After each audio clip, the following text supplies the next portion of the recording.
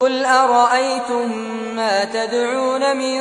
دُونِ اللَّهِ أَرُونِي مَاذَا خَلَقُوا مِنَ الْأَرْضِ أَمْ لَهُمْ شِرْكٌ فِي السَّمَاوَاتِ ائْتُونِي بِكِتَابٍ مِّن قَبْلِ هَٰذَا أَوْ أَثَارَةٍ مِّنْ عِلْمٍ إِن كُنتُمْ صَادِقِينَ وَمَنْ أَضَلُّ مِمَّن يَدْعُو مِن دُونِ اللَّهِ مَن لَّا يَسْتَجِيبُ لَهُ إِلَىٰ يَوْمِ الْقِيَامَةِ وَهُمْ عَن دُعَائِهِمْ غَافِلُونَ